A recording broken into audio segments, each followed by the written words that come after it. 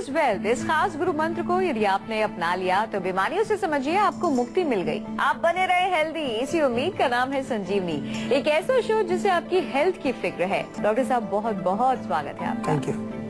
Pneumonia का नाम तो आप सभी ने सुना ही होगा कि फलां के बच्चे को निमोनिया हो गया। भाई बच्चों में निमोनिया होने के चांसेस सबसे ज्यादा होते हैं, जिसकी वजह से बच्चे जल्द ही इन्फेक्शन का शिकार हो जाते हैं और निमोनिया जैसी बीमारी उनको छू लेती है, जिसकी मुख्य वजह इन्फेक्शन को माना जाता है। आज संजीवनी में हम निमोनिया पर चर्चा करेंगे और जानेंगे कि निमोनिया की वजह आखिरकार क्या है और निमोनिया से कैसे बचा जा सकता है। हर रोज की तरह आज भी हमारे साथ मौजूद है विश्व प्रसिद्ध आयुर्वेद आचार्य डॉक्टर प्रताप चौहान, जो आपको बताएंगे निमोनिया के खतरे को दूर करने के लिए आयुर्वेदिक समाधान। साथ ही साथ संजीवनी टिप्स में आपको बताएंगे गुड़ की खूबियों के बारे में। डॉक्टर साहब, सबसे पहले हम आपसे ये जानना चाहेंगे कि आखिरकार निमोनिया है क्या और इसके लक्षण क्या है, हम कैसे पहचाने कि हमें निमोनिया हो गया है। बहुत अच्छा प्रश्न है, क्योंकि बहुत सारे लोग जो है उनको निमोनिया हो जाता है लेकिन उनको पता नहीं चलता। वो सोचते हैं कि मुझे बस खांसी हो रखी है, कुछ थोड़ा बहुत कोल्ड हो गया है, और अगर ऐसी स्थिति हो तो फिर काफी खतरनाक हो सकता है, क्योंकि वो निमोनिया आगे चल के फिर लंग के किसी और इन्फेक्शन में भी परिवर्तित हो सकता है और हमारे फेफड़ों को नष्ट भी कर सकता है। कई प्रकार से उसमें कमजोरी भी आ सकती है। तो निमोनिया क्या होता है कि हमारे जो फेफड़े हैं, 2 फेफड़े हैं हमारे, उसके अंदर छोटी छोटी सी जो है पॉकेट्स बनी होती हैं, सैक्स बोलते हैं उनको, जो कि जैसे एक तरह का छोटा सा पॉकेट है जिसमें कि कफ होता है, म्यूकस होता है उसके अंदर। लेकिन जब इसके अंदर ज्यादा म्यूकस भरने लगता है ठंड लगने की वजह से या किसी भी कारण से, तो वहां पर हमारे फेफड़े वो एक्सपेंड नहीं हो पाते, उनको सांस नहीं ले सकते प्रॉपर। तो आपने देखा होगा कि अक्सर निमोनिया में पसलियां चलती हैं, सांस खिंच के आता है, इस तरह के लक्षण आपने देखे होंगे। तो ये निमोनिया जो होता है वो एक प्रकार का बैक्टीरियल इन्फेक्शन इसको आमतौर पर माना जाता है, किसी बैक्टीरिया से होता है, लेकिन कभी कभार जो है कोई फंगस या किसी वायरस से भी ये हो सकता है निमोनिया आपको।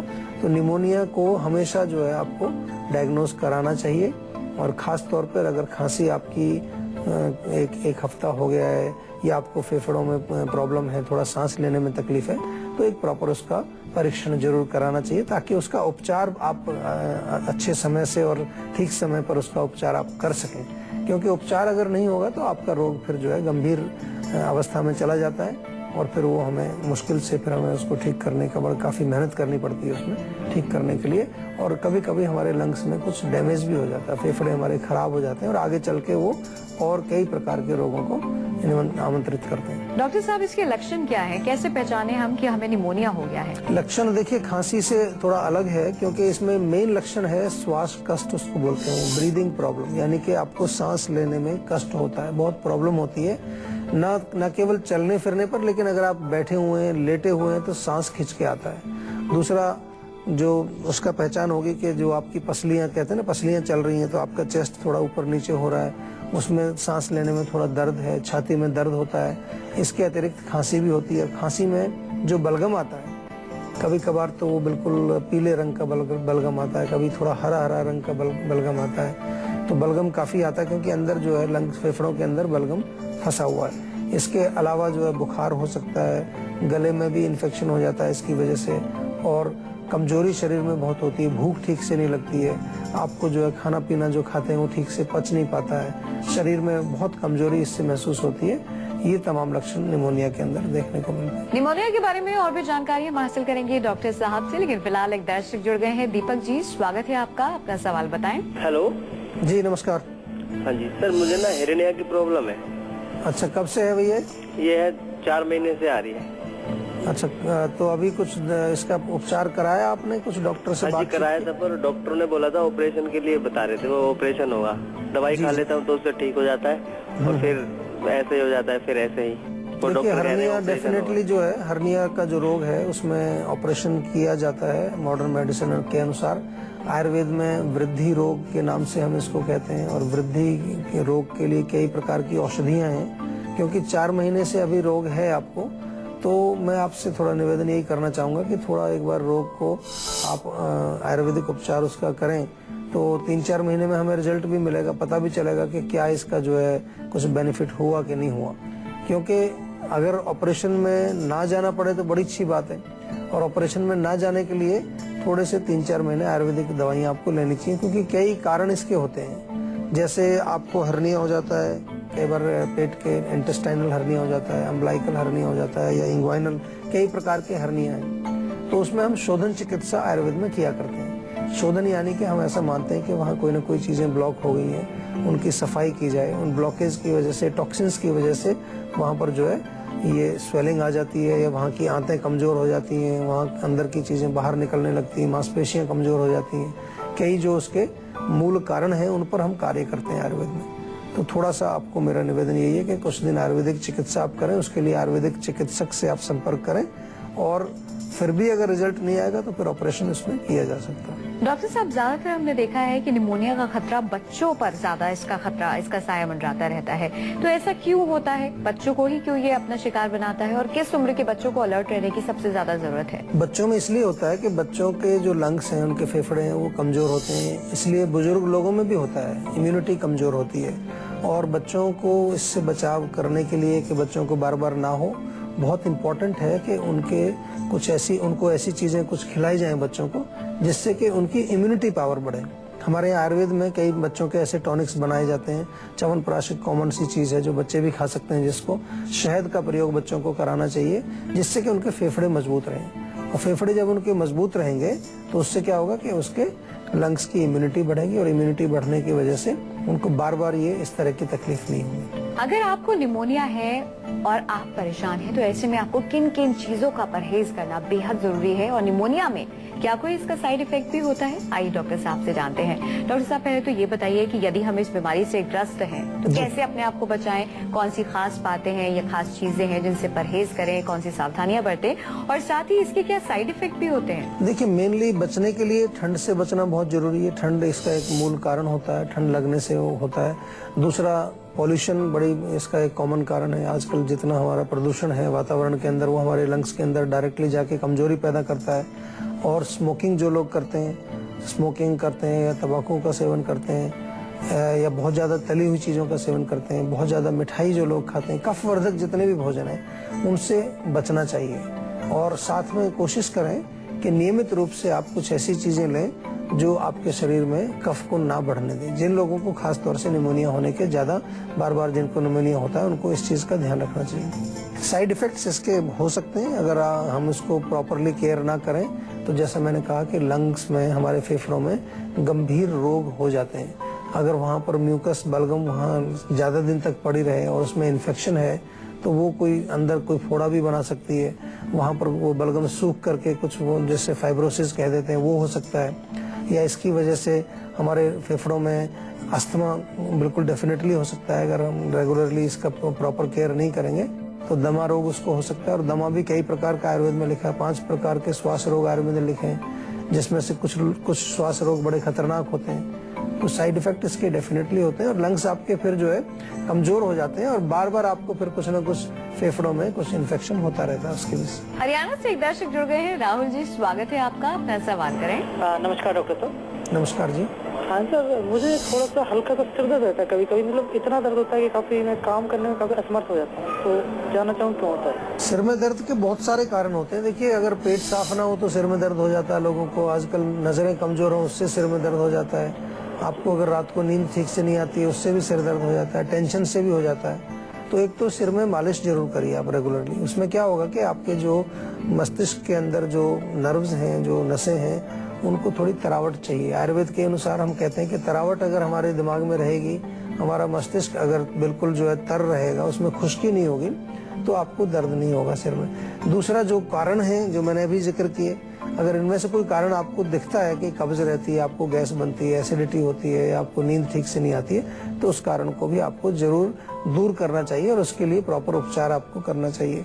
सिर दर्द आयुर्वेद में बहुत अच्छी तरह से वर्णित है, और बहुत प्रकार के सिर दर्द आयुर्वेद में लिखे हुए हैं। उनका प्रॉपर जो है निदान लिखा है, उनकी किस प्रकार से वो शुरू होते हैं, क्या उनकी संप्राप्ति है, किस प्रकार से उनकी चिकित्सा की जाती है। आयुर्वेद की अगर हम बात करें तो आयुर्वेद जो एक अपने आप में एक चिकित्सा शास्त्र है, जो एक मेडिकल सिस्टम है, वो एक यूनिक सिस्टम है अपने आप में। यूनिक इसलिए है कि ये रोग की जड़ तक जाता है, उसके रूट कॉज को पता लगाने का प्रयास करता है, और उस रूट कॉज को ही ठीक करने का प्रयास करता है, एज कम्पेयर टू जो आजकल हमारे मॉडर्न मेडिकल सिस्टम है, जिसमें ज्यादातर जो है रूट कॉज पर उतना महत्व नहीं दिया जाता, उतना ध्यान नहीं दिया जाता, केवल लक्षणों को दबाने के लिए। जैसे आपको ब्लड प्रेशर हो जाए तो ब्लड प्रेशर की एक गोली आप खाना शुरू कर देते हैं, आपको डायबिटीज हो जाए तो एक डायबिटीज की गोली आप खाना शुरू कर देते हैं, आपको थायराइड हो गया तो थायराइड की एक गोली आप खाना शुरू कर देते हैं। लेकिन हम आयुर्वेद में कोशिश करते हैं कि ब्लड प्रेशर क्यों हुआ, डायबिटीज क्यों हुई, थायराइड क्यों हुआ, क्या वजह रही उसकी, क्या कारण रहा, और उस कारण पर भी हम लोग काम करते हैं। लक्षणों पर तो काम करते ही हैं आयुर्वेद में, लेकिन उसके साथ साथ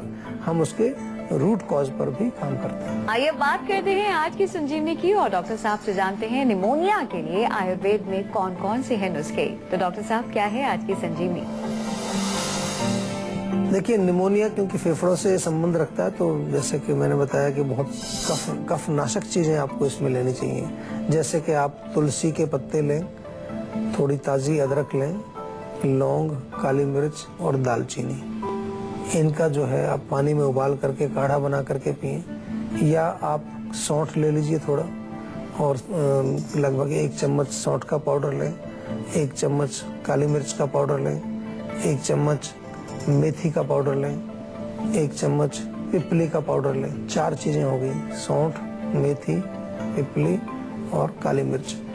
ये सबको बराबर बराबर मात्रा में लेकर के चूर्ण बना लें, और इस चूर्ण में से सुबह शाम आधा चम्मच शहद में मिला करके आप सेवन करें। एक लहसुन वाला दूध भी बना करके दिया जाता है। इसमें लहसुन में एंटीबैक्टीरियल, एंटीबायोटिक कई प्रकार की प्रॉपर्टीज पाई जाती हैं। तो लहसुन छोटा छोटा सा काट करके आप 1 कप दूध में डाल करके, 2-3 कली उसकी 1 कप दूध में डाल करके अच्छी तरह से उबाल लीजिए, और उबाल करके फिर उसको छान करके आप पिएं। थोड़ा शहद मिला करके उसमें पी सकते हैं, उससे भी फायदा होता है। मेथी दाना अगर घर में आपके हो, उसको उबाल करके उसका काढ़ा बनाएं, और वो काढ़ा कम से कम 40 या 50 मिलीलीटर की मात्रा में सुबह शाम दोनों समय आपको पीना चाहिए। उससे आपको काफी रिलीफ मिलेगा। मालिश के लिए आपके चेस्ट के एरिया में अगर सफेदा या यूकेलिप्टस ऑयल जिसको बोलते हैं वो आपको मिल जाए, उससे थोड़ा जेंटल मसाज करें।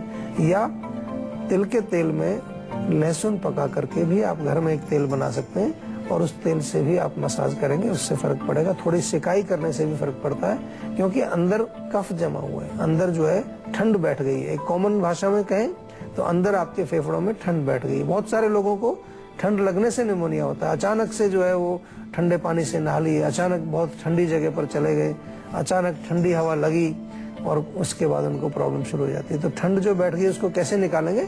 उसको सिकाई से निकाल सकते हैं। तेल मालिश गरम करके तेल थोड़ा लगाएं, उससे निकाल सकते हैं। गरम गरम कुछ चीजें पिए, गरम गरम काढ़ा वाढ़ा बना करके कुछ पिए। सौंठ, दालचीनी, काली मिर्च, तुलसी के पत्ते, ये सब उबाल करके पिए, उससे आपको रिलीफ मिलेगा। क्योंकि मूल कारण को हमें निकालना जरूरी है। मध्य प्रदेश से एक दर्शक जुड़ गए हैं। विनोद जी, स्वागत है आपका, अपना सवाल करें। हाँ, नमस्कार डॉक्टर साहब। नमस्कार जी। तो मैं अपने फादर के बारे में जानना चाहता हूँ। उनके घुटनों में काफी दर्द होता है। अच्छा, कब से हो रहा है दर्द? ये हो गए, उनको 4-5 साल हो गए। 4-5 साल हो गए? हाँ जी। और चलने फिरने पर होता है दर्द, या ऐसे ही बैठे चलने बैठे? फिरने में होता है। चलने फिरने पर होता है। देखिए, जनरली ओल्ड एज में जो घुटने के अंदर लुब्रिकेशन होता है, घुटने के अंदर जो एक ग्रीस कहते हैं जिसको, वो सूख जाता है। तो तिल के तेल से मालिश करिए, खूब उनकी रोज करिए, दिन में 2 बार करिए। उनको बोलो अपने आप भी कर सकते हैं। बहुत सारे लोगों को फायदा होता है। हमारे जो ये नुस्खे हम बताते हैं, हमें भी लोग आके बताते हैं कि ये हमने प्रयोग किया, इससे काफी फर्क पड़ा। लेकिन रोग का उपचार करना भी जरूरी है, साथ में उसका जो है प्रॉपर ट्रीटमेंट करना भी जरूरी है। केवल मालिश करने से कुछ लाभ होगा, लेकिन उसका इलाज पूरा करने के लिए आपको आयुर्वेदिक दवाइयाँ लेनी चाहिए। घर पर भी कुछ चीजें आप शुरू कर सकते हैं, लेकिन उसके साथ दवाई भी लेनी है। घर पर क्या शुरू करेंगे आप सौंठ का चूर्ण ले लीजिए, मात्र केवल सौंठ का चूर्ण। चाहो तो उसमें हल्दी और मेथी बराबर मात्रा में मिला लीजिए। ये चीजें नहीं मिलती तो सौंठ तो घर में आसानी से मिलती है। तो सौंठ सुबह शाम आधा चम्मच दूध के साथ लें, उससे भी आपको रिलीफ मिलेगा। और आयुर्वेदिक दवाइयाँ जरूर लें, क्योंकि ये रोग एक ऐसे हैं कि उम्र के साथ कनेक्शन है इनका, और अगर हम सही प्रकार से इसका उपचार नहीं करेंगे तो बहुत कष्ट होता है। कई लोग तो बड़े दुखी होते हैं, चल फिर नहीं सकते, उठ नहीं सकते, बैठ नहीं सकते, सीढ़ियाँ नहीं चढ़ सकते, सीढ़ियाँ उतर नहीं सकते, और बड़े कष्ट में होते हैं वो।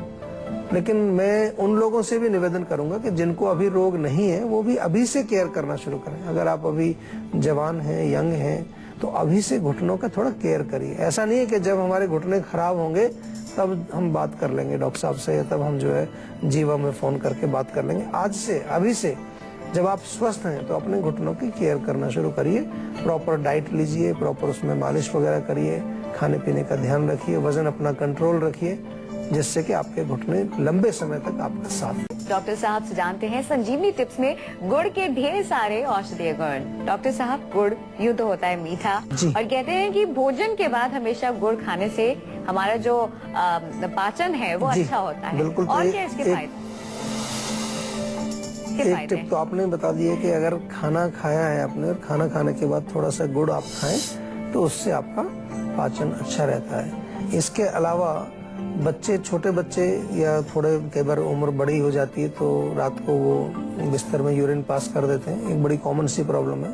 तो उसके लिए भी गुड़ और काले तिल थोड़े भून करके गुड़ मिला के छोटे छोटे लड्डू बनाएं, बहुत फायदा करता है। जुकाम जिसको बार बार होता है, बार बार जो है कोल्ड कफ इसको रहता है, सौंठ का पाउडर ले लीजिए, अदरक जो सूखी हुई होती है उसका पाउडर बना करके और गुड़ मिला करके उसमें भी आप छोटे छोटे लड्डू बना करके रखिए और उसको सुबह शाम गर्म दूध के साथ आप सेवन करेंगे। उससे आपको कोल्ड कफ, इवन लंग्स, आपके म्यूकस वगैरह नहीं बनेगी।